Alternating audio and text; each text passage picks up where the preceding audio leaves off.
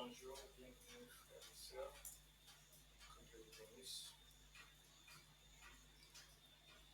On va continuer notre étude biblique. Aujourd'hui, on va, dans le cadre de cette étude de l'Apocalypse, dans 12, on va faire une petite étude spéciale sur un thème qui a été évoqué lors de l'une des études précédentes et qui a fait l'objet d'une question particulière de la part d'une sœur. On va essayer d'approfondir la réponse à cette question dans cette étude. Alors, comme d'habitude, je vais prier l'appel de l'ouverture et ensuite on va lire l'intégralité du chapitre 12. Père éternel, je te remercie pour cette occasion de ta présence. Merci Seigneur pour tous tes bienfaits. Merci pour ta protection de notre vie. Merci pour tout ce que tu as fait. Merci pour tout ce que tu continues de faire. Je prie pour que tu prennes le contrôle de cette séance. Je prie pour que cette séance soit en bénédiction à tout un chacun.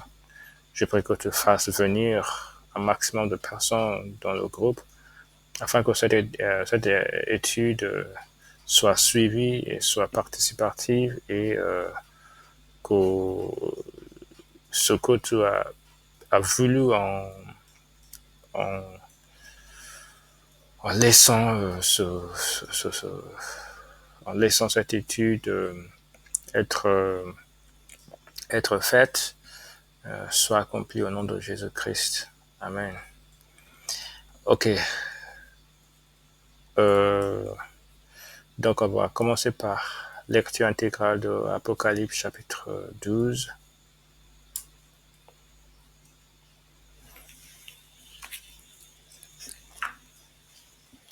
Un grand signe parut dans le ciel, une femme enveloppée du soleil, la lune sur ses pieds et une couronne de 12 étoiles sur sa tête.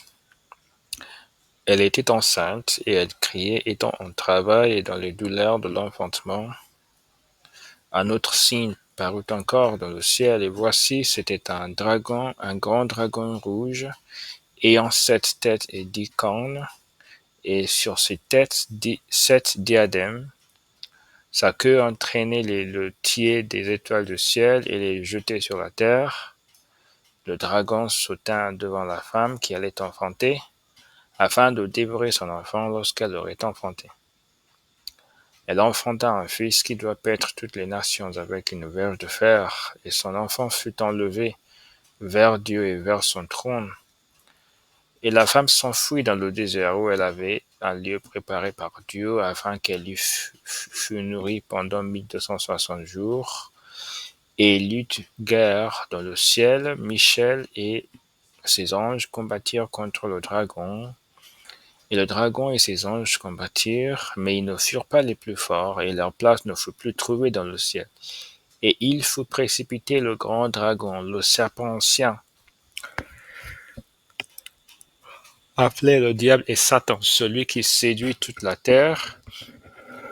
Il fut précipité sur la terre, et ses anges furent précipités avec lui. Et j'entendis dans le ciel une voix forte qui disait, « Maintenant le salut est arrivé, et la puissance et le règne de notre Dieu, et l'autorité de son Christ, car il a été précipité l'accusateur de nos frères, celui qui les accusait devant notre Dieu jour et nuit. Ils l'ont vaincu à cause du sang de l'agneau et à cause de la parole de leur témoignage, et ils n'ont pas aimé leur vie jusqu'à craindre la mort. C'est pourquoi réjouissez-vous, cieux, et vous qui habitez dans les cieux, malheur à la terre et à la mer, car le diable est descendu vers vous, animé d'une grande colère, sachant qu'il a peu de temps. Quand le dragon vit qu'il avait été précipité sur la terre, il poursuivit la femme qui avait enfanté l'enfant mâle. Et les 2 ailes du grand aigle furent données à la femme, afin qu'elle s'envolât au désert vers son lieu, où elle est nourrie un temps, des temps et la moitié d'un temps, loin de la face du serpent. Et de sa bouche le serpent lança de l'eau comme un fleuve derrière la femme, afin de l'entraîner par le fleuve. Et la terre secourut la femme, et la terre ouvrit sa bouche et engloutit le fleuve que le dragon avait lancé de sa bouche. Et le dragon fut irrité contre la femme, et il s'en alla faire la guerre au reste de sa postérité, à ceux qui gardent les commandements de Dieu et qui ont le témoignage de Jésus. Et il se tint sur le sable de la mer. Amen. Comme je l'ai dit dans l'introduction de cette séance, cette étude d'aujourd'hui sera une étude spéciale, mais on va faire une petite commentaire ou un petit commentaire et une petite édification sur la base du verset 12. Donc je vais juste relire le verset 12. C'est pourquoi réjouissez-vous, cieux, et vous qui a... Pardon, c'est le verset 11 plutôt. Ils l'ont vaincu à cause du sang de l'agneau et à cause de la parole de leur témoignage, et ils n'ont pas aimé leur vie jusqu'à craindre la mort. Ok. Donc, le sujet de cette étude, c'est est-ce que c'est possible de vivre sans péché et comment y arriver? Et comme je l'ai dit dans l'introduction, ce qui a inspiré cette étude en particulier était une question qui a été posée par une sœur lors une séance précédente. Donc, bienvenue, sœur Augustina. Bonsoir, monsieur. Ok, merci de participer. En effet, j'ai conçu cette étude en réponse à la question que vous avez posée lors d'une ancienne séance. Vous avez posé une question de savoir compte tenu des réalités de la vie actuelle dans le monde et des tentations qui nous entourent. Est-ce que c'est possible de vivre une vie sainte sans péché?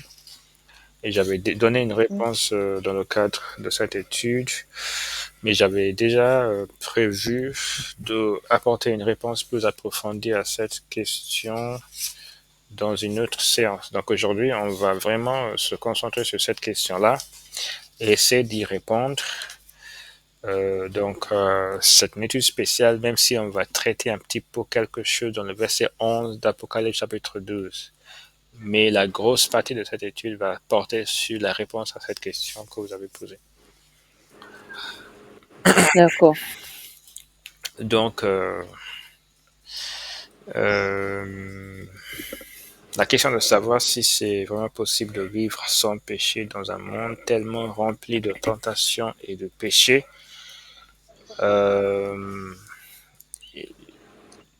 c'est ça l'objet de cette étude. Et pour commencer, je voudrais qu'on lise Matthieu chapitre 1, verset 21. Matthieu chapitre 1, verset 21. Il est dit, elle enfantera un fils. Donc, il s'agit de Marie, la mère de Jésus-Christ. Elle enfantera un fils et tu lui donneras le nom de Jésus.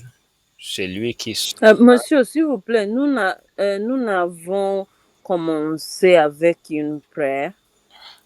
Oui, Une prière. j'ai déjà commencé Oh, avant que vous veniez. J'ai déjà commencé. C'est juste, vous êtes d'accord. arrivé en route. Oui, on a déjà D'accord. lu l'intégralité de Apocalypse chapitre 12 et le verset D'accord. 11 aussi. Oui. Merci D'accord. pour le rappel. Ok. Donc, verset 21. Il enfantera un Oui. fils, tu lui donneras le nom de Jésus, c'est lui qui Jésus, sauvera son peuple de je ses péchés. un peu de ses péchés. Oui. Donc, la première chose que je voudrais faire remarquer, c'est le fait qu'il nous est dit dans ce verset que Jésus sauverait son peuple de ses péchés. Et on voit donc ici que la délivrance du péché, c'est l'objet principal de l'arrivée ou de la venue de Jésus-Christ ici-bas sur la terre. La raison principale, c'est la délivrance du péché. Il est dit, c'est lui qui sauvera son peuple de ses péchés. Péché. Alors, D'accord. donc, avant de répondre à cette question, je pense que il est nécessaire de préciser pourquoi c'est capital et pourquoi c'est indispensable de vivre une vie sans péché. Pourquoi c'est capital? Pourquoi c'est indispensable de vivre une vie sans péché? Nous avons déjà vu que Jésus-Christ, il est venu pour délivrer, pour sauver son peuple de ses péchés. Et maintenant, nous posons cette question, pourquoi c'est important de vivre une vie sans péché? Et pour répondre à cette question, parce que euh, si on ne mesure pas la gravité de la question de ce qui est en jeu, on peut minimiser la, l'obligation de vivre une vie sainte et sans tâche devant Dieu, sans péché, sans culpabilité devant Dieu. Donc, on va lire quelques écritures pour qu'on mesure la gravité de la situation, pour qu'on se rende compte de à quel point c'est un enjeu sérieux devant Dieu. Et on va lire deux passages de la Bible pour démontrer cela. Apocalypse chapitre 21, verset 27.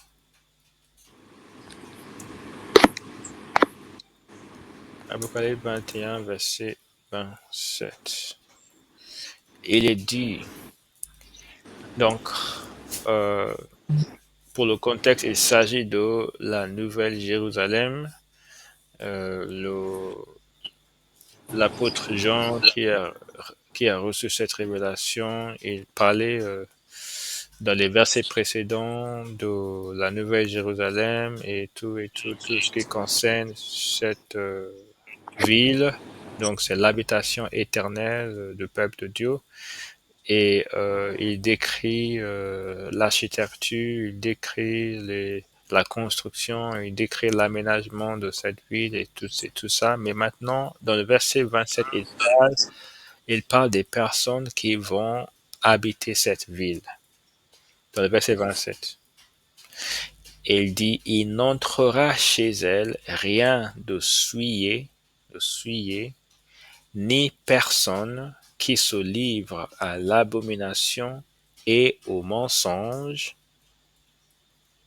Il n'entrera que ceux qui sont écrits dans le livre de vie de l'agneau. Donc, une personne qui est souillée, ça veut dire une personne qui est contaminée, une personne qui pratique une abomination. Et qu'est-ce qui contamine une personne? C'est le péché. C'est le péché qui contamine, qui rend une personne impure. C'est le péché qui rend une personne impure. Oups. Pourquoi ça?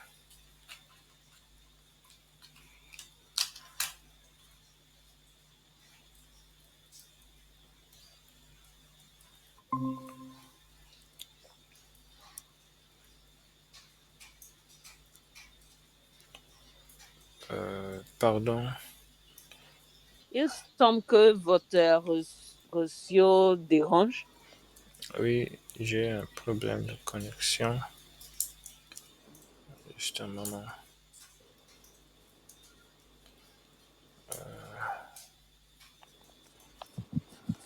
Je sais pas pourquoi je me vois en double.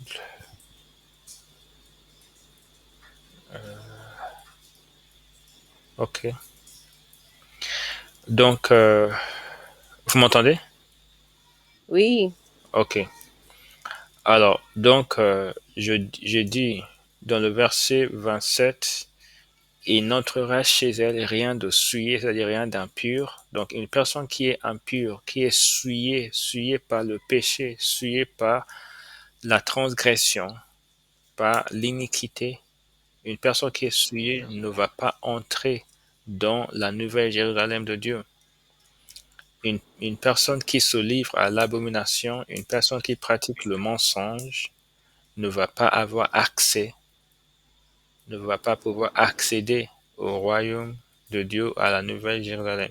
Et il est dit, il n'entrera donc uniquement les personnes qui sont écrites dans le livre de vie de l'agneau. Donc, pour arriver au ciel, il faut qu'il n'y ait pas de record de notre péché, de péché dans notre vie. C'est ça la première chose. Donc, c'est un enjeu très important. Parce que si la Bible dit que la personne qui est souillée ne va pas entrer au ciel, la personne qui est contaminée par le péché ne va pas entrer au ciel, évidemment, il faut qu'une personne vive sans péché, sinon cette, cet espoir, cette espérance de passer l'éternité avec Dieu sera ratée. Deuxième écriture que je vais lire pour qu'on Monsieur, quel texte? j'ai La dernière texte. C'est c'est quel texte? Apocalypse chapitre 21 verset 27. D'accord. Apocalypse. 21 verset 27. Alors, je vais lire une écriture supplémentaire pour illustrer cela. C'est très clair, c'est dans la Bible, il n'y a pas de doute sur ça que on doit être sans péché pour pénétrer le ciel. Matthieu chapitre 7 verset 23 22 à 23. Je lis. Plusieurs me diront en ce jour-là. Ok, je vais commencer par le verset 21. Ceux qui me disent Seigneur, Seigneur, n'entreront pas tous dans le royaume des cieux, mais celui-là seul qui fait la volonté de mon Père qui est dans les cieux. 22. Plusieurs me diront en ce jour-là, Seigneur, Seigneur, n'avons-nous pas prophétisé par ton nom, n'avons-nous pas chassé des démons par ton nom, n'avons-nous pas fait beaucoup de miracles par ton nom?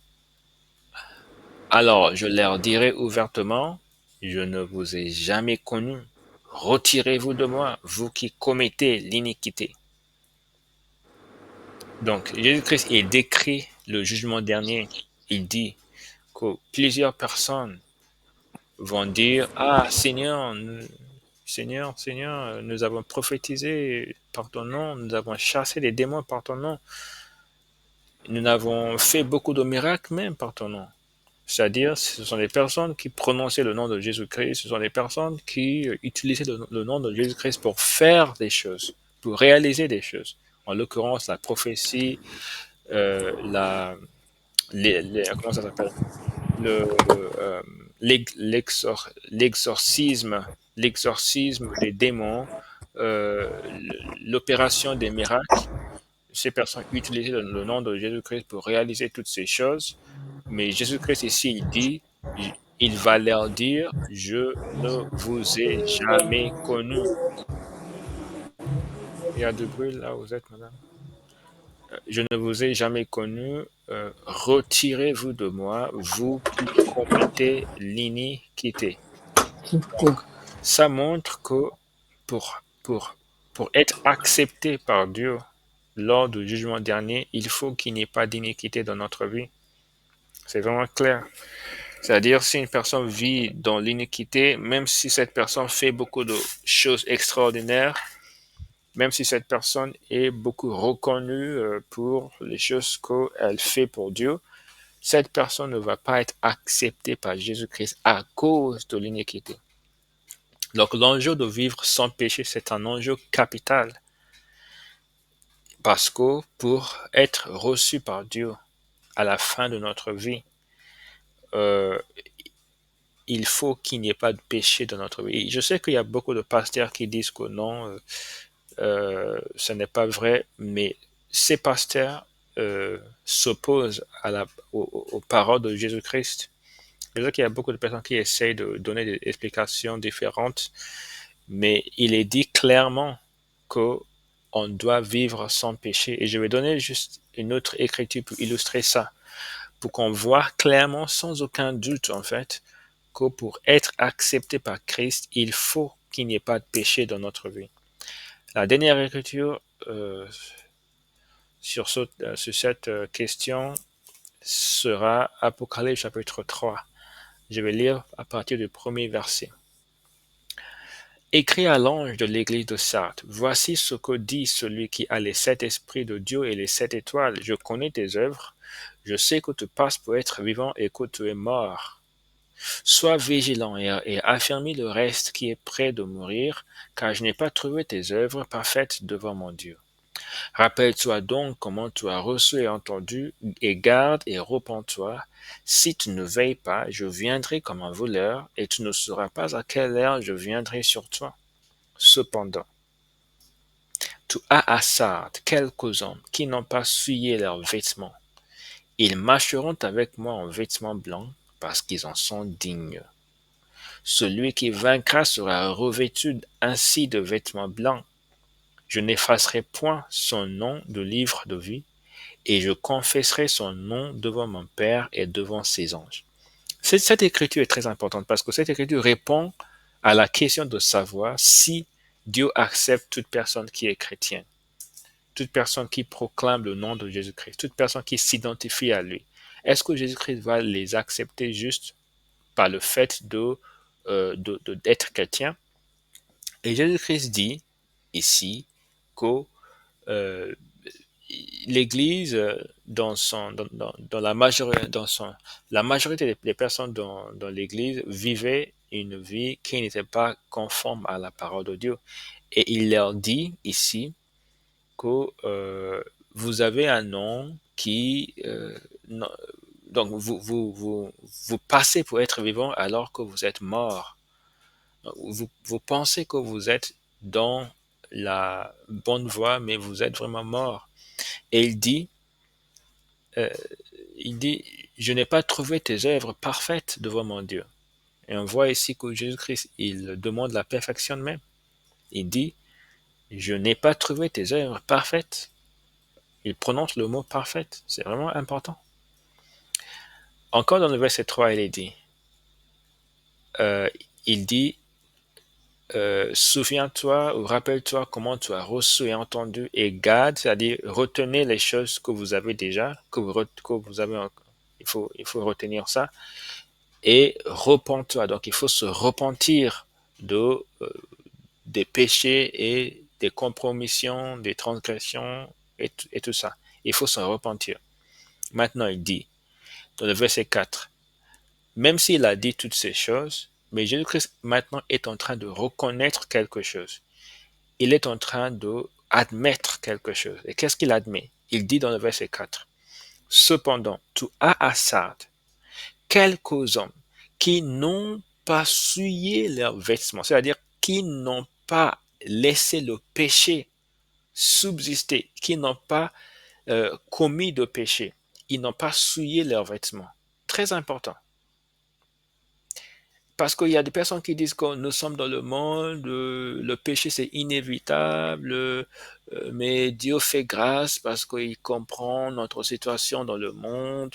Nous sommes entourés par le péché, on ne peut pas contrôler ce que nous vivons, etc. Mais Jésus-Christ, il dit quelque chose. Il dit, tu as à Sardes quelques hommes qui n'ont pas souillé leurs vêtements. Des personnes qui vivaient dans le monde, mais qui n'ont pas laissé, qui ne se sont pas laissés souiller par le péché. Et qu'est-ce qu'il dit à propos de ces personnes? Il dit, ils marcheront avec moi en vêtements blancs. C'est-à-dire que ce n'est pas toute l'Église qui va marcher avec Jésus-Christ en vêtements blancs. Ce n'est pas toute l'Église qui va marcher en vêtements blancs. Ce n'est pas toute l'Église qui va marcher avec Christ. Toute l'Église dit nous sommes chrétiens, nous sommes des frères et sœurs en Christ, nous sommes nous sommes en Christ, nous avons été sauvés, nous prononçons, nous proclamons Jésus-Christ comme Seigneur, Sauveur et tout ça et tout ça. Mais Jésus-Christ dit que seulement les personnes qui n'ont pas souillé les vêtements marcheront avec lui. Et qu'est-ce qu'il dit ensuite? Il dit parce qu'ils sont dignes de ça. Ils en sont dignes, c'est-à-dire ils méritent cela par le fait de vivre sans souillure, vivre sans péché, vivre sans transgression. C'est le fait que ces personnes vivent, le fait que ces personnes vivent sans péché, c'est ce qui leur vaut le fait de marcher avec Jésus-Christ. En plus de ça, il dit dans le verset 5, celui qui vaincra sera revêtu de vêtements blancs. Ce n'est pas tout le monde qui sera revêtu. Ce n'est pas toute personne qui est chrétien. Il n'a pas dit que celui qui est sauvé ou celui qui est né de nouveau ou celui qui est régénéré, c'est la personne qui est née de nouveau, born again, comme on dit en anglais. Non, il dit celui qui vainc. Celui qui vainc quoi? Qui vainc le péché, effectivement. Et c'est la personne qui vainc le péché qui sera revêtue. Pardon. Pardon. Vous m'entendez? Ok, je continue. Oui, monsieur. D'accord. Donc, c'est la personne qui vainc le péché qui sera revêtue de vêtements blancs. C'est la personne qui vainc le péché dont le nom ne sera pas effacé du livre de vie. C'est la personne qui vainc le péché dont le nom sera confessé devant le Père et devant les anges. Donc, c'est très important. Il est indispensable. Et c'est ça, c'est ça la réponse à cette question. C'est indispensable. Maintenant, on va se demander comment on peut y arriver.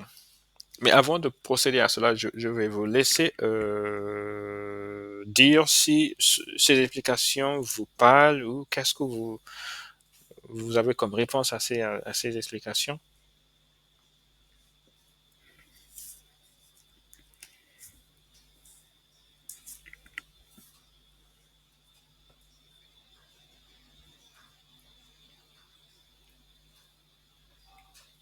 Allô? Vous avez entendu? Oui, monsieur. Vous me posez des questions? Oui, je vous ai demandé qu'est-ce que vous avez. Est-ce que les explications jusqu'ici vous parlent ou est-ce que vous avez peut-être un autre avis ou quelque chose à dire sur ces explications? Non, monsieur. À mon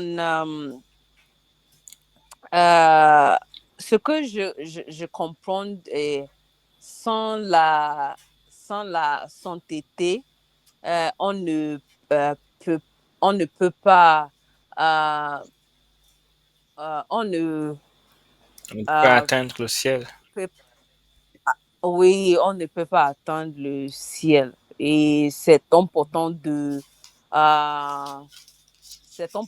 d'avoir une de euh, c'est important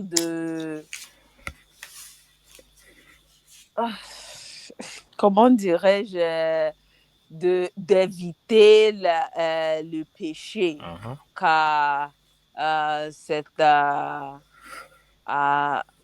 on ne peut pas avoir une relation avec Jésus-Christ sans la sainteté. Oui, tout à fait. Tout à fait. On va marcher avec lui sans la sanctification. Merci. Ok, donc la question donc qui se pose, c'est comment donc Christ réalise cette œuvre de la délivrance du péché, puisque c'est capital d'être délivré du péché, de vivre sans péché. Et nous savons déjà que tout ce qui se passe dans la vie chrétienne n'est pas quelque chose qui est le fruit des efforts humains. Ce n'est pas parce qu'on décide à force de faire les choses par notre propre force, par notre propre volonté que nous allons y arriver. C'est pas comme ça que les choses fonctionnent. Il faut qu'on reçoive quelque chose par la grâce de Dieu qui va nous permettre de vivre une vie sainte. On ne peut pas y arriver par nos propres efforts.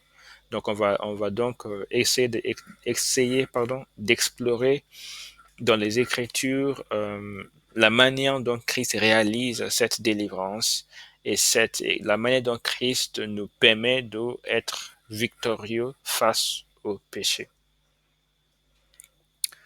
Et on va commencer par les bases, en fait. On va commencer par les bases. Parce que il est très important d'avoir des connaissances de base et d'être sûr que nous avons les éléments de base avant de procéder à la construction d'un édifice euh, un édifice plus complexe, pardon. Donc, euh, par les bases, donc, la première chose à voir lorsqu'on veut vivre une vie sans péché, c'est la nouvelle naissance. C'est vraiment l'élément de base. C'est l'élément de base qui va permettre à ce qu'on puisse avoir une vie qui plaît à Dieu. Et comment on arrive à cette nouvelle naissance? La nouvelle naissance, Jésus-Christ a parlé de ça dans Jean chapitre 3. Jean chapitre 3, verset 3, un verset très célèbre dans le monde chrétien. On va vite lire ce verset. Jean 3, 3. Jésus lui répondit, en vérité, je te le dis, si un homme ne naît de nouveau, il ne peut voir le royaume de Dieu. Si un homme ne naît de nouveau. Donc cette nouvelle naissance, c'est capital pour entrer dans le royaume de Dieu. Et la question, c'est comment on peut y arriver, comment on peut avoir la nouvelle naissance. On va lire quelques écritures sous ce rapport. Actes chapitre 2, verset 37. Actes chapitre 2.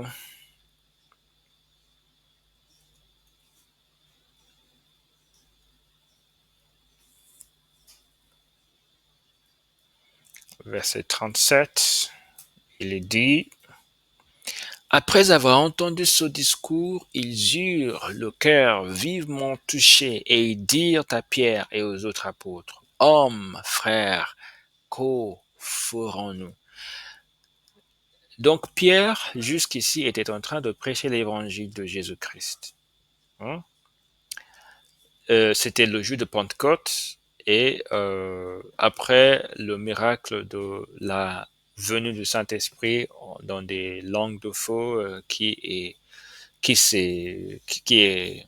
comment dirais-je, qui est resté sur chacun des apôtres, et Pierre a commencé à prononcer son discours d'évangélisation, et ces personnes, après avoir entendu l'évangile, ont été touchés. La Bible dit, après avoir entendu ce discours, ils eurent le cœur, c'est-à-dire ils avaient le cœur vivement touché. Leur cœur a été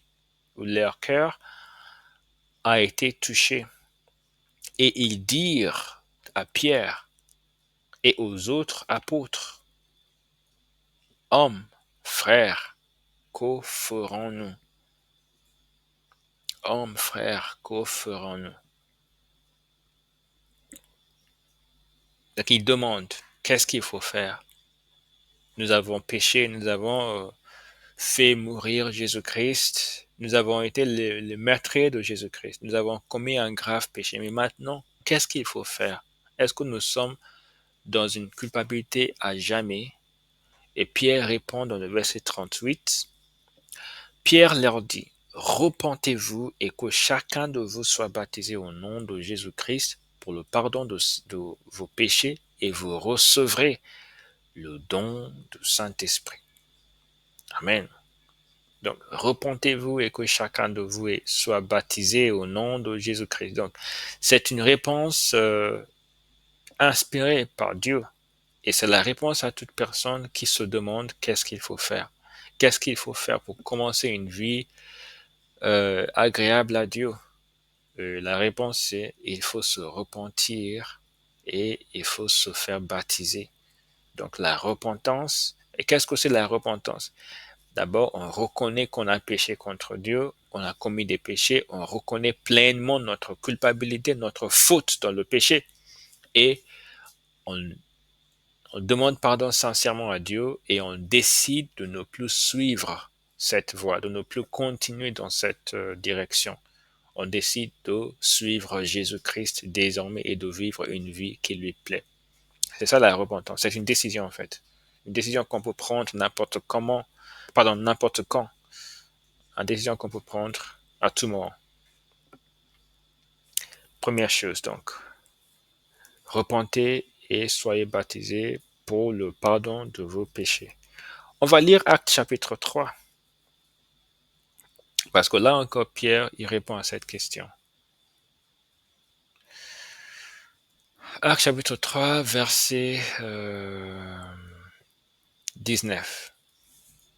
Repentez-vous donc et convertissez-vous pour que vos péchés soient effacés. Pour faire effacer ces péchés, il faut qu'on se repente et qu'on se convertisse. Repentez-vous, convertissez-vous pour que vos péchés soient effacés. Amen. Finalement, Romains chapitre 10, verset 9 à 10. Romains chapitre 10, verset 9 à 10. Romains chapitre 10, verset 9. Si tu confesses de ta bouche le Seigneur Jésus et si tu crois dans ton cœur que Dieu l'a ressuscité des morts, tu seras sauvé, car c'est en croyant de cœur que l'on parvient à la justice et c'est en confessant de la bouche que l'on parvient au salut, selon ce que dit l'Écriture. Quiconque croit en lui ne sera point confus. Ok, donc, il est dit qu'il faut confesser le Seigneur Jésus-Christ. Et qu'est-ce que ça veut dire? Il faut confesser que Jésus-Christ est notre Seigneur. Le Seigneur, c'est la personne qui est le maître de notre vie, la personne qui décide les choses, le cours de notre vie. Donc, on doit remettre notre vie à Jésus-Christ pour que celui-ci en devienne maître. Maître absolu, maître sans rival, maître sans opposant. Donc, et il faut croire que Dieu a ressuscité Jésus-Christ des morts. Qu'est-ce que ça veut dire? Parce que la résurrection de Jésus-Christ, c'était le signe de la part de Dieu que Christ a été accepté par Dieu. Donc, il faut croire que Christ a été ressuscité et donc Christ a été validé, approuvé par Dieu, que le sacrifice de Christ était valable aux yeux de Dieu et donc efficace pour nous sauver éternellement. Amen. Voilà donc comment on peut commencer la marche avec Dieu.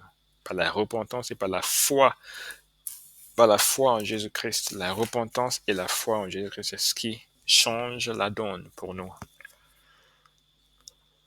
C'est très important parce que sans la repentance, on ne peut pas commencer la marche avec Dieu. On ne peut pas donc avoir une vie sainte devant Dieu. Monsieur, c'est le texte est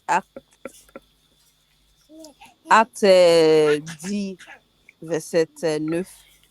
Non, c'était Romains. Romains chapitre 10, 9 à 10. Romains chapitre. D'accord. Voilà. Ensuite, maintenant, on a commencé avec Dieu, mais on veut vivre une vie sans péché. On sait que ce n'est pas toutes les personnes qui naissent de nouveau, mais qui vivent sans péché. Il y a beaucoup de chrétiens dans le monde. Et généralement, la grande majorité des chrétiens ne croient même pas que ce soit possible de vivre sans péché. Et il y a beaucoup de chrétiens qui pensent que ce n'est pas important. Donc, euh, comment vivre sans péché? Même si beaucoup de chrétiens pensent que ce n'est pas possible. Pour vivre sans péché, d'abord, comme nous l'avons vu, Dieu demande ça parce que pour entrer dans la présence de Dieu, il faut être sans péché. Mais est-ce qu'il y a des promesses dans la Bible qui nous assurent cette possibilité? Est-ce qu'il y a des promesses? Oui, il y en a quelques-uns. Et je vais lire certains passages. Je pense d'abord dans 1 Corinthiens chapitre 1, je crois verset 9.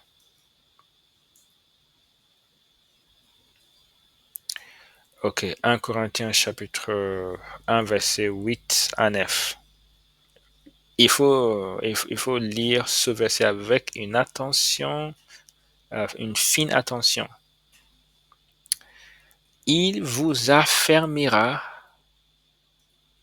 aussi jusqu'à la fin pour que vous soyez irréprochables au jour de notre Seigneur Jésus-Christ. Le jour de notre Seigneur Jésus-Christ, c'est le jour où Jésus-Christ reviendra. Cette écriture dit, il vous affermira, c'est-à-dire il vous fera tenir, il vous fera tenir, il vous maintiendra aussi jusqu'à la fin de votre parcours chrétien, afin que vous soyez irréprochables. Quand on dit irréprochable, on veut dire sans reproche, sans péché, irrépréhensible, complètement libre de toute accusation, de toute faute, irréprochable. Donc c'est une promesse de Dieu, que Dieu va affermir la personne qui croit en lui jusqu'à la fin pour que celle-ci soit irréprochable au jour du Seigneur Jésus-Christ. Et dans le verset 9, il est même dit, Dieu est fidèle. Donc Dieu se porte garant de cette promesse. Dieu lui-même garantit cette promesse. Il dit, Dieu est fidèle, lui qui vous a appelé à la communion de son Fils Jésus-Christ, notre Seigneur. Donc c'est vraiment une promesse formidable. Mais ce n'est pas la seule promesse.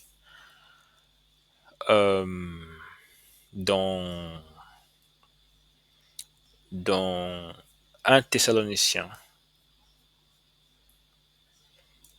1 Thessaloniciens chapitre 3, chapitre 3, au verset 1 Thessaloniciens chapitre 3, verset 9.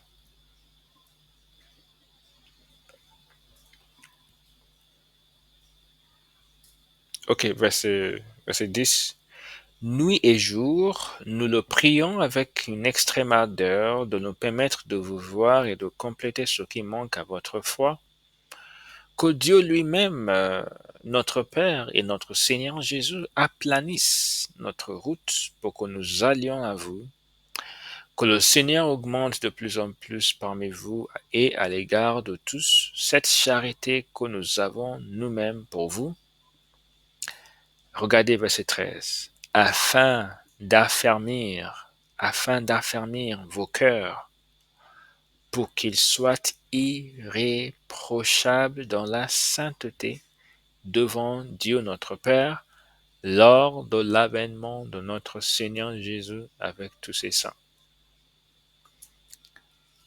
En fait, cette séquence de passages ou de versets, c'est une séquence qui expose une prière de l'apôtre Paul. L'apôtre Paul, il désire ardemment aller à la rencontre ou aller rencontrer ces chrétiens de Thessalonique afin de compléter quelque chose qui manquait à leur foi. Même si leur foi était déjà formidable, on peut voir ça dans les chapitres précédents. C'était vraiment une foi chrétienne remarquable. Il avait beaucoup de bien à en parler.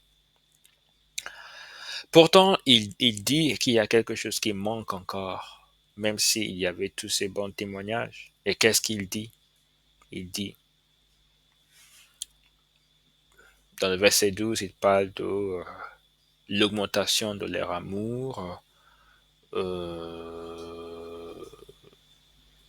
la charité, donc l'amour, etc. Dans le verset 13, il parle de l'affermissement de leur cœur pour que leur cœur soit irréprochable dans la sainteté, c'est-à-dire dans la sanctification devant Dieu, etc.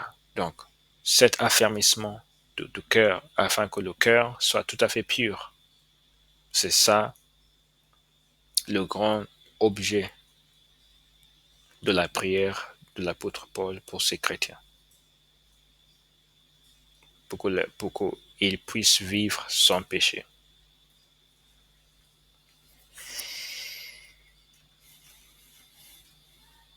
Alors, Paul priait cette prière et Paul voulait aller les rencontrer justement pour communiquer à ces chrétiens cette grâce.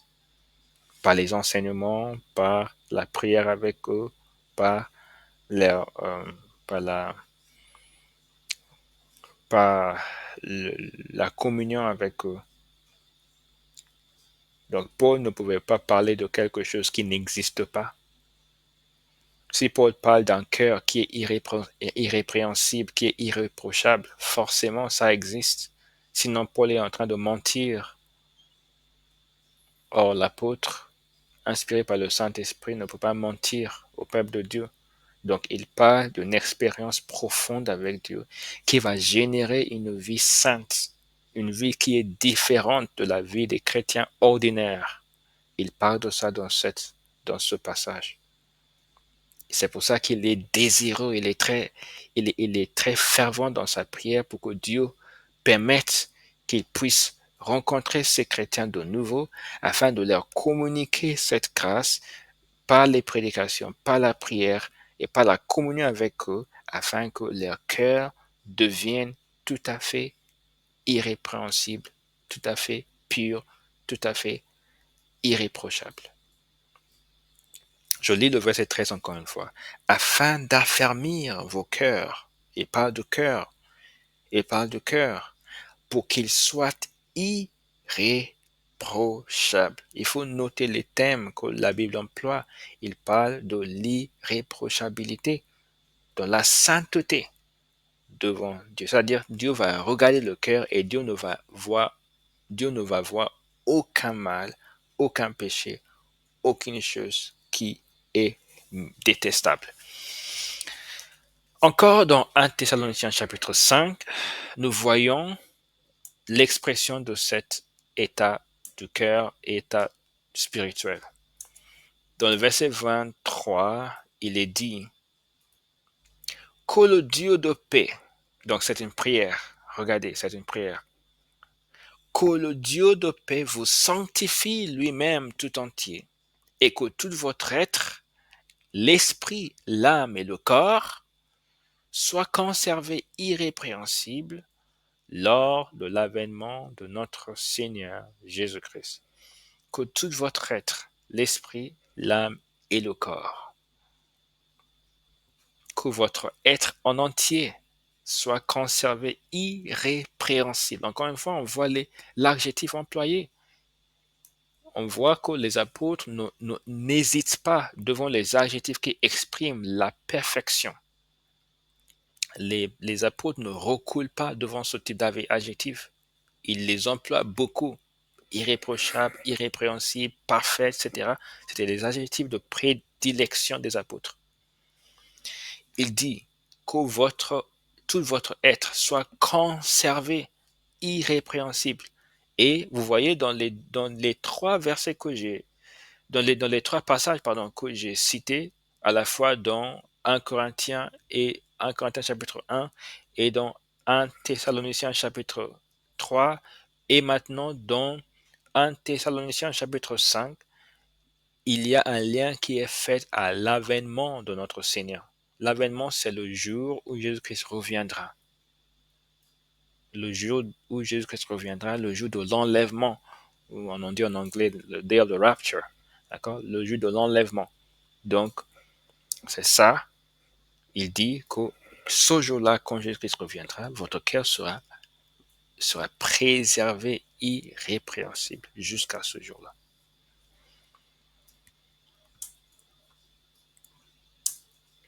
Donc, il y a des promesses comme ça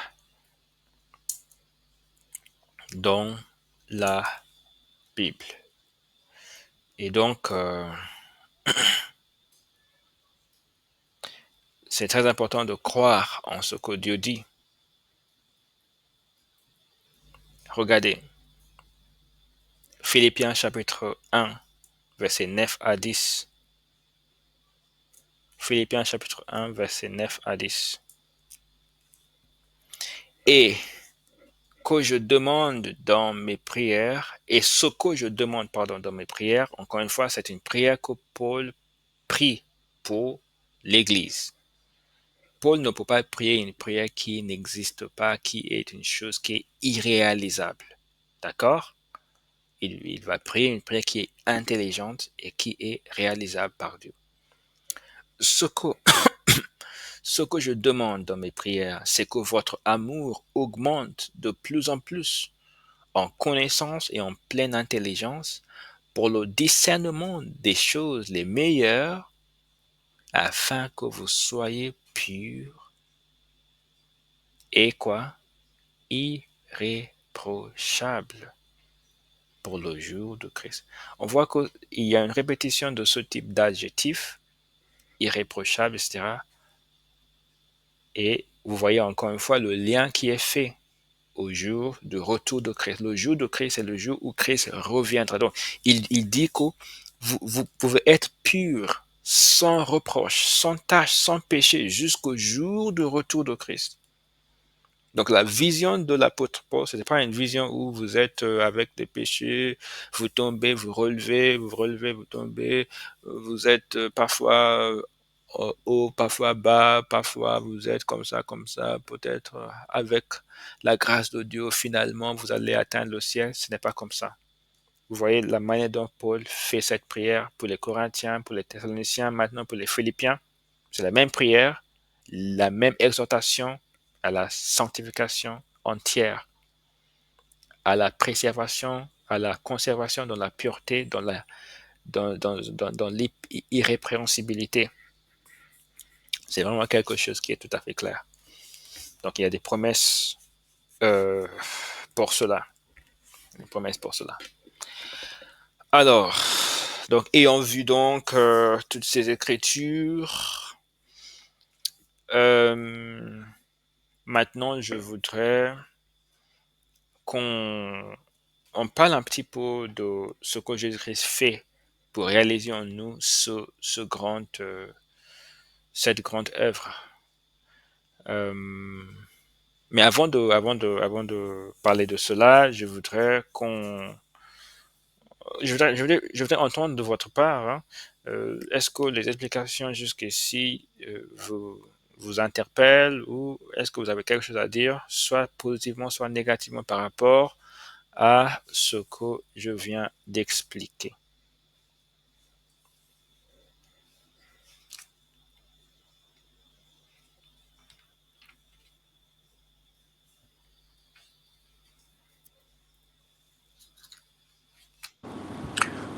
Non, monsieur, tout est clair. D'accord. C'est très clair. Ok. On va continuer. Maintenant, ce que Jésus-Christ promet concernant la, concernant la délivrance. Jean chapitre 8, versets 32 à 36.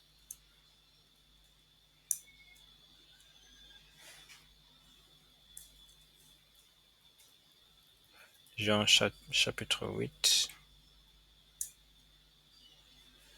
32 à 36. Il me semble que ça ne se clique pas.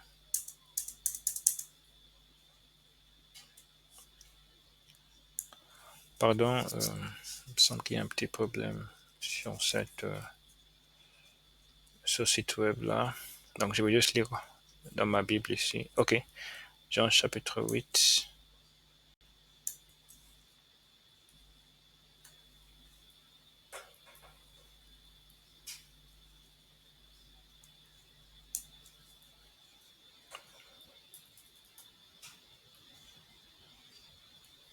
Ça met du temps à ouvrir. Ok. Verset 30. Verset 32 à 36. Ok, à partir du verset 31 pour plus de contexte. Et il dit aux Juifs qui avaient cru en lui, si vous demeurez dans ma parole, vous êtes vraiment mes disciples, et vous connaîtrez la vérité, et la vérité vous affranchira. Ils lui répondirent, nous sommes la postérité d'Abraham, et nous ne fûmes jamais esclaves de personne. Comment dis-tu, vous deviendrez libres? En vérité, je vous le dis, leur répliqua Jésus. Quiconque se livre au péché est esclave du péché. Or, l'esclave ne demeure pas toujours dans la maison, le Fils y demeure toujours. Verset 36, si donc le Fils, c'est-à-dire Jésus-Christ, vous affranchit, vous serez réellement libre. Donc Jésus-Christ ici promet l'affranchissement du péché. Il promet ça. Il rappelle que la personne qui se livre au péché est esclave du péché, mais la personne affranchie du péché est réellement libre de péché. Amen. Donc Jésus-Christ promet que la connaissance de la vérité qu'il apporte va affranchir la personne qui cherche du péché. Mais il ne faut pas s'arrêter là, parce qu'il y a des choses qui sont très importantes. Pour accéder à des expériences spirituelles profondes, il faut avoir un cœur qui cherche. Il est dit dans Matthieu chapitre 5, verset 6, heureux ceux qui ont faim et soif de la justice, en anglais righteousness, d'accord? La justice, car ils seront rassasiés. Pour accéder à une expérience profonde de la sanctification d'une vie sans péché, il faut qu'on en ait soif, il faut qu'on en ait faim. Il faut que cela soit notre désir profond. Parce que tout comme dans le monde physique, les choses qui sont les plus importantes ne sont pas dans la surface. Il faut chercher très très en profondeur dans la terre avant de faire l'extraction de certains minerais de très très grande valeur. Il faut creuser très très bas dans l'écorce terrestre. Maintenant, de la même manière, les choses les plus élevées de la sanctification, ce n'est pas juste dans la surface, ce n'est pas juste le fait de prier une prière là où vous êtes en train de vous endormir et vous priez, Seigneur Jésus, je ne veux pas vivre dans le péché, aide-moi. Non, il faut aller en profondeur. C'est pour ça que Jésus Christ parle de faim et de soif. Lorsqu'une personne a faim, lorsqu'une personne a soif, Dieu sait que cette personne est intéressée par cette promesse de libération du péché. Et c'est très important, je dis bien encore une fois, je souligne cette importance d'avoir faim, d'avoir ça. Si on n'a pas faim, si on n'a pas soif, Google va nous couper. Je pense que dans 15 minutes, je peux avoir fini. Donc si on n'a pas faim, si on n'a pas soif, on ne peut pas y arriver. Parce qu'on ne va pas être sérieux, on ne va pas être très intéressé. Si on garde toutes les choses du monde, les plaisirs du monde, on veut être comme les personnes autour de nous, on veut avoir une vie, on ne veut pas être différent des autres, on veut s'habiller comme tout le monde, on veut parler comme tout le monde, on veut être en compétition avec nos voisins, on veut avoir tout ce que le monde peut nous offrir comme tout le monde. Alors, on ne va pas avoir faim et soif de la justice, c'est pas possible parce que on ne va pas être configuré, on ne va pas être dans la même fréquence que Dieu. Alors que Dieu est en train de dire, il faut se débarrasser de toutes ces choses du monde qui vous distraisent.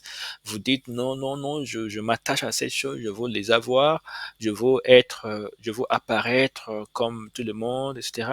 Et on est vraiment euh, dans une mentalité qui est tout à fait différente de la mentalité de Jésus-Christ. On a rejeté la vérité de Jésus-Christ qui doit nous affranchir et on va rester cloué au, au sol par le péché. Donc, il faut qu'on ait faim et soif de la justice pour accéder à une vie de sanctification entière, une vie de pureté, une vie extraordinairement sainte et pure. Il faut qu'il y ait faim, il faut qu'il y ait soif. C'est vraiment la chose la plus importante que je veuille expliquer aujourd'hui. C'est qu'il faut avoir faim, il faut avoir soif, il faut que cela soit notre désir profond, notre désir sincère, notre désir qui nous occupe jour et nuit. Amen. C'est ce que Jésus-Christ dit ici. La faim et la faim et la soif, pardon, de la justice, d'une vie sainte, d'une vie juste devant Dieu. Donc on doit se demander, on doit se poser cette question, est-ce que j'ai faim? Est-ce que j'ai soif de cela? Est-ce que je suis prêt à tout perdre pour avoir ça? Oui. Je ne comprends pas la question. Je dis non, non, non, je dis on doit se poser cette question. Est-ce que j'ai faim? Est-ce que j'ai soif de la justice? On doit se poser cette question à soi-même. Je ne vous pose pas une question. D'accord. Mais, monsieur, j'ai une question. Le texte Proverbe, c'est Proverbe chapitre 2, 24 et soix- euh,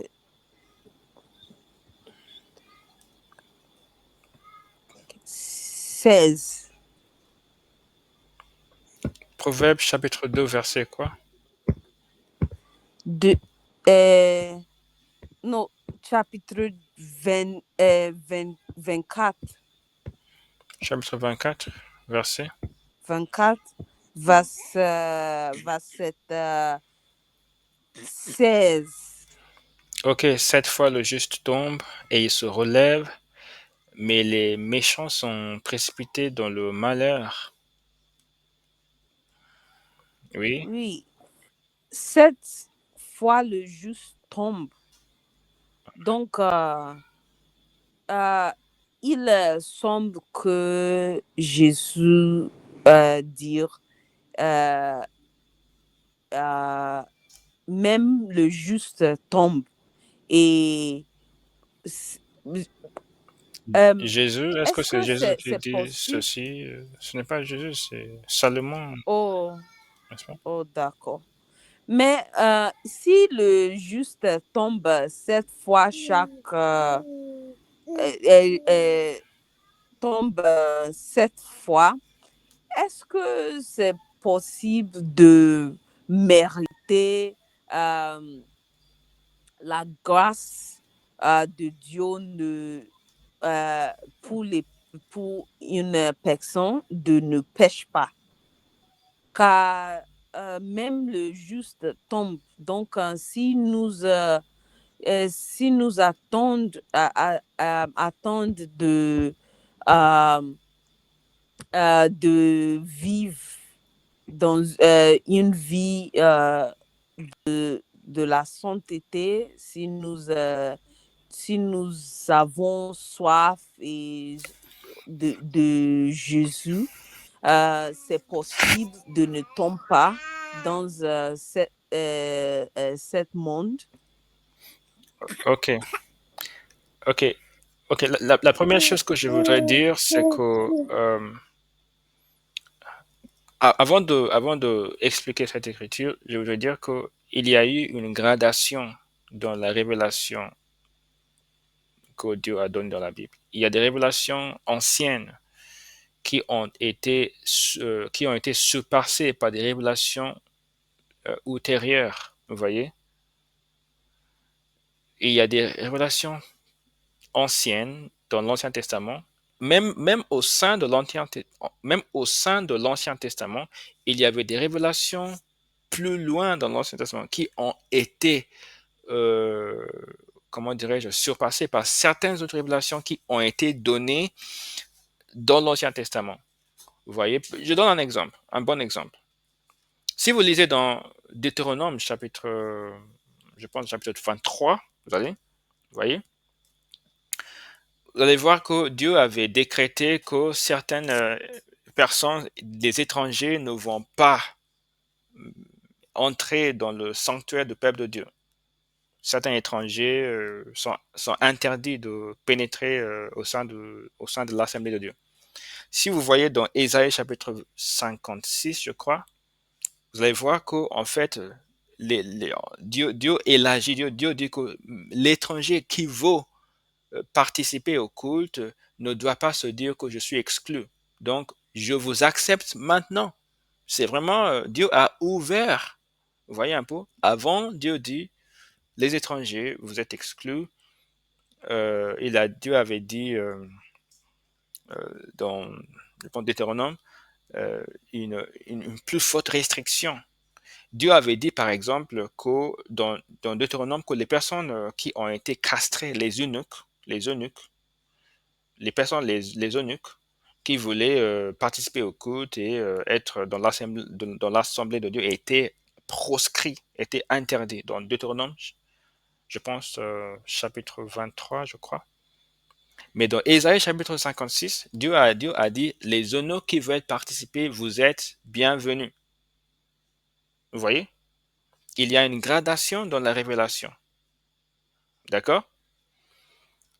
Oui. Maintenant dans le Nouveau Testament, tout le monde est accepté, même si vous avez commis les plus graves péchés, Dieu est prêt à vous pardonner. Alors que dans l'Ancien Testament, le pardon des péchés était uniquement pour les péchés qui n'étaient pas prédéterminés. Donc tout ça pour dire que il y a des révélations. Ok, donc le passage que nous sommes en train de voir, c'est un passage qui dit 7 fois le juste tombe. Oui, dans l'Ancien Testament, il n'y avait pas toutes les provisions que Dieu a données aujourd'hui. D'accord? Les personnes dans l'Ancien Testament n'avaient pas le privilège d'être habitées par le Saint-Esprit. Vous voyez? Les personnes dans l'Ancien Testament, dans la majorité des cas, n'étaient pas dirigées par le Saint-Esprit, n'avaient pas toutes les grandes, euh, comment dirais-je, privilèges, tous les grands privilèges que nous avons aujourd'hui. Première chose, donc si dans l'Ancien Testament Dieu dit 7 fois les justes tombent, c'est compréhensible, on peut comprendre parce que dans leur période, c'était pas très facile pour eux. Première chose. Deuxième chose, même dans ce verset, si on dit 7 fois le juste tombe, ce n'est pas une manière le contexte de ce verset n'est pas un contexte spirituel, c'est un contexte du monde actuel, des choses physiques. C'est un contexte de cette vie terrestre, ce n'est pas un contexte de la vie spirituelle. Regardez le contexte. Il dit dans le verset 15, ne tombe pas méchamment des embûches à la demeure du juste. Qu'est-ce que c'est un embûche? C'est un piège. D'accord? C'est comme c'est comme par exemple, vous creusez devant la maison du juste et vous couvrez la fosse avec quelque chose pour que lorsque le juste va sortir de sa maison,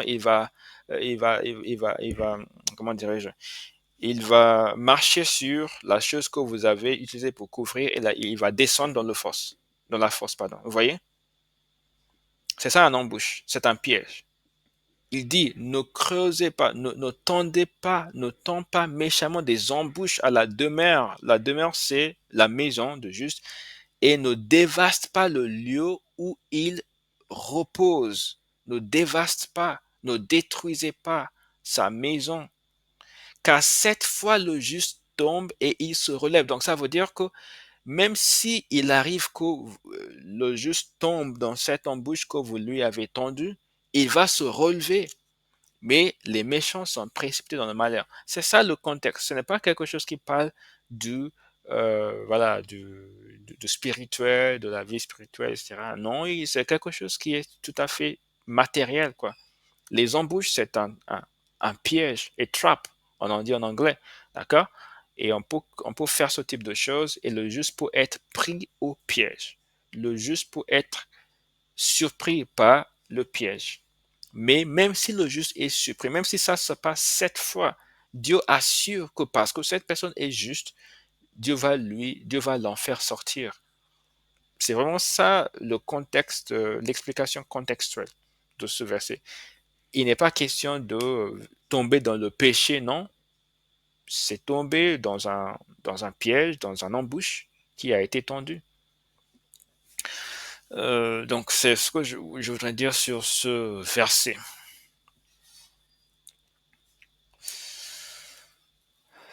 Je ne sais pas si ça répond un petit peu. D'accord, je comprends maintenant. Ok. Ce que nous avons, La séance reste 3 minutes. oui, euh, je vais mettre un autre lien dans le groupe parce que cette séance est censée finir à 9h30. 9h30, d'accord. Donc je vais mettre un autre lien dans le groupe pour qu'on puisse continuer dans ce lien pour finir. Je ne veux pas précipiter la séance, on va juste procéder en douceur. Si on ne finit pas tout aujourd'hui, on va finir la semaine prochaine. Donc, je mets le lien dans le groupe. Ok, alors, donc je continue. Il reste combien de minutes? 2 minutes. Ok, je vais juste cliquer sur le nouveau lien pour qu'on on ne soit pas coupé en pleine séance. Ok, donc vous pouvez me rejoindre si c'est possible pour vous dans le. D'accord.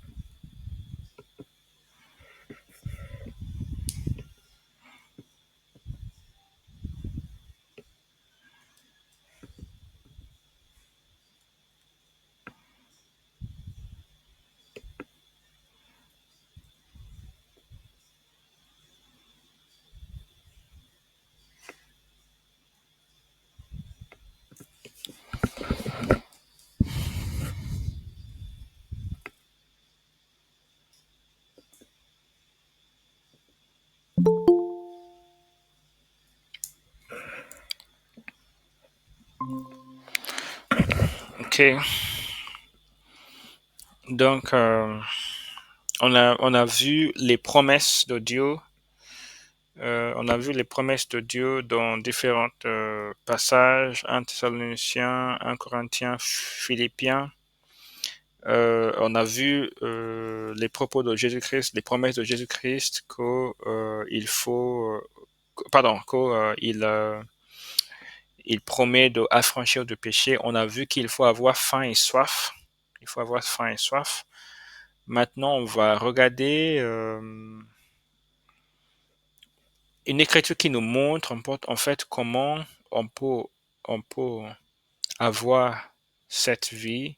Parce que déjà, lorsqu'on a faim et soif, on va prier, n'est-ce pas? On va prier. On va prier Dieu. Et Dieu va le faire. Dieu va le faire tout simplement. On va prier Dieu, Dieu va le faire. Donc, on va lire Romains chapitre 12 pour faire voir en fait ce que Dieu il va faire. Parce qu'on va, on ne rentre pas dans les grands détails sur cette question. Vous voyez, ce que je fais dans cette séance, c'est juste une présentation d'une réponse à cette question. Ce n'est pas quelque chose de très approfondi. En 2023, je crois, en 2023, oui, on a fait toute une série de séances parce qu'à l'époque, on faisait des méditations sur Hébreu, le livre de Hébreu. Donc, en l'occurrence, c'était Hébreu chapitre 12, verset 14. Rechercher la paix avec tous et la sanctification sans laquelle personne ne verra le Seigneur. Et dans le cadre de cette étude, on a vraiment fait toute une série d'études sur Hébreu chapitre 12, verset 14, où on a exposé dans plusieurs séances, je pense qu'on a passé un mois en fait sur cette question de la sanctification entière, corps, âme, esprit, quelque chose de très détaillé. On ne va pas pouvoir faire tout ça dans cette séance parce que il faut vraiment une séance très approfondie avec beaucoup d'écriture. Donc ce qu'on fait, c'est une manière d'approfondir cette question, mais en même temps, ce n'est pas quelque chose de très, très, très à fond. D'accord? Il y a les échanges que nous avons eus dans la séance de 2024 sont dans le lien Google Drive du groupe. Donc, et le lien se trouve dans la descriptif, dans le descriptif, pardon, sur WhatsApp. Donc, vous pouvez voir ça. Donc, je voulais juste dire quelque chose sur la recherche de la sanctification. Maintenant, Romains chapitre 12, verset 1 à 2. Je vous exhorte donc, frères, par les compassions de Dieu, à offrir vos corps comme un sacrifice vivant, saint, agréable à Dieu, ce qui sera de votre part un culte raisonnable. Ne vous conformez pas au siècle présent, mais soyez transformés par le renouvellement de l'intelligence, afin que vous discerniez quelle est la volonté de Dieu, ce qui est bon, agréable et parfait. Cette écriture sera la dernière écriture que je vais citer pour cette séance. La suite ou les choses qui restent, on va reporter à la séance de la semaine prochaine. Donc, je vais juste donner quelques explications à cette écriture et on va s'arrêter là pour aujourd'hui. Alors, on voit ici la recommandation pour avoir une vie agréable à Dieu. Avoir une vie sainte, une vie sans tache. Il est dit offrir vos corps parce que le corps, c'est l'instrument par lequel on pratique soit le bien, soit le mal. C'est à travers notre corps. Si on va regarder quelque chose de mal, c'est à travers nos yeux. Si on va aller dans un endroit où il ne faut pas aller, c'est à travers nos pieds. Si on va faire quelque chose de mal, c'est à travers notre main. Donc, c'est vraiment le corps. Il faut offrir notre corps à Dieu comme un sacrifice vivant, saint, agréable à Dieu. Et c'est le seul culte qui soit raisonnable aux yeux de Dieu. Donc, pour accéder à une vie de sanctification, il faut venir à Dieu sincèrement avec comme j'ai dit, la faim et la soif, le désir ardent, le désir brûlant d'une vie vraiment qui plaît à Dieu. Il faut que ça soit notre réflexion en permanence. Et il faut venir à Dieu en toute sincérité et se repentir de tous les péchés qu'on a déjà commis, de toutes les inconstances qu'on a déjà eues, et il faut donc se présenter corporellement devant Dieu. Tout notre corps, nos yeux, notre bouche, nos mains, nos pieds, tous les aspects de notre vie, notre pensée, notre imagination, notre cerveau, notre intelligence, tout en fait, tout en nous, on doit le présenter à Dieu sincèrement. On doit l'offrir à Dieu comme un sacrifice vivant, en décidant que notre corps et tout ce qui nous concerne, notre âme, notre esprit, tout ce qui nous concerne, sera pour le service de Dieu seul et non pour le péché, non pour nos propres désirs, non pour nos propres volontés. C'est ça. Et Dieu, quand Dieu accepte ce sacrifice, Dieu va nous purifier complètement. C'est pour ça il est dit saint.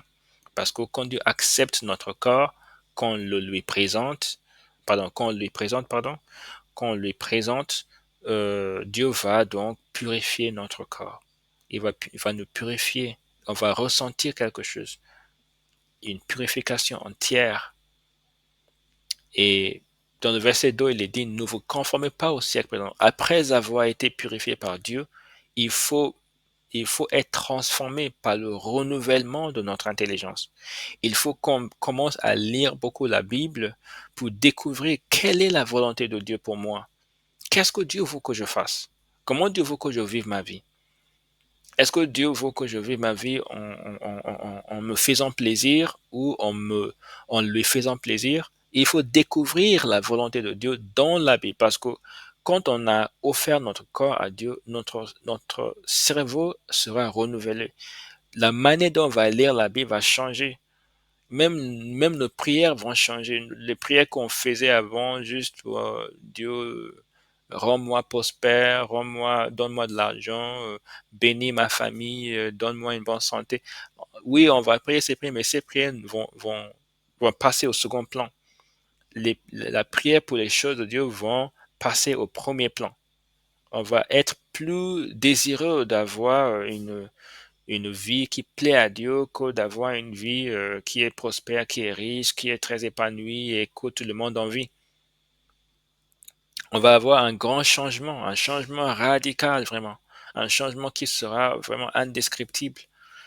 Et on doit donc se conformer à la volonté de Dieu dans la parole de Dieu et se déconformer, si je puis dire, du siècle présent, du monde autour de nous, etc. Et on doit se laisser transformer par la parole de Dieu. On va laisser la parole de Dieu transformer notre pensée, notre imagination, notre attitude, nos aspirations, nos décisions, notre point de vue, notre vision du monde, tout en fait. Et c'est comme ça qu'on va vivre une vie sainte. Parce que notre vie sera calibrée, sera orientée, contrainte par la parole de Dieu et non par la volonté humaine. C'est vraiment ça ce qui va déclencher une vie de piété.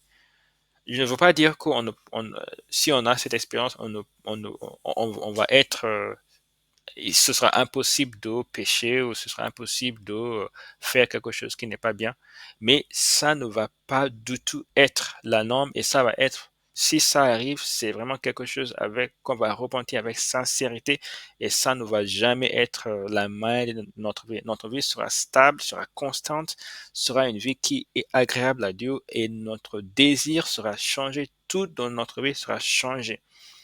Et c'est ce que Dieu nous promet de faire par sa grâce. Donc, voilà le chemin à suivre pour accéder à cette vie comme une réponse à votre question, Madame Augustina. On a essayé de répondre à cette question dans cette séance.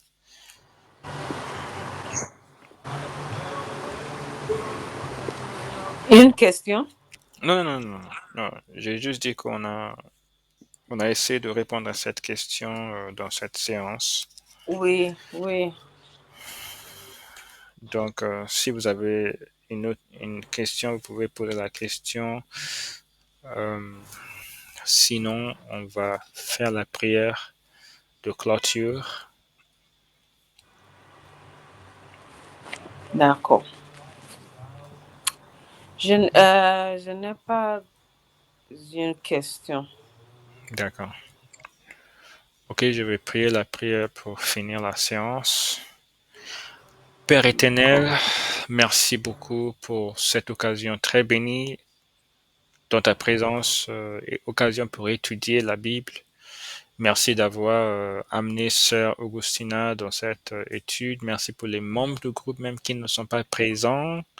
Je prie pour que tu prennes le contrôle de notre intelligence, de notre âme, de notre pensée pour que cette étude reste intacte, que nous n'oublions pas ce que nous avons étudié, Seigneur, parce que ce sont des choses très importantes. Je prie pour que tu nous accordes une compréhension spirituelle de ce que nous étudions, non pas une compréhension juste intellectuelle, Seigneur. Je prie pour que tu fasses fructifier ce que nous avons étudié et que tu nous fasses grandir spirituellement là-dessus. Au nom de Jésus-Christ, nous avons prié. Amen. Amen. Ok, merci, Sœur Augustina. Merci pour ta participation. Que Dieu te bénisse. D'accord. À vous-même, monsieur. Ok. Bonne soirée. Bonne soirée.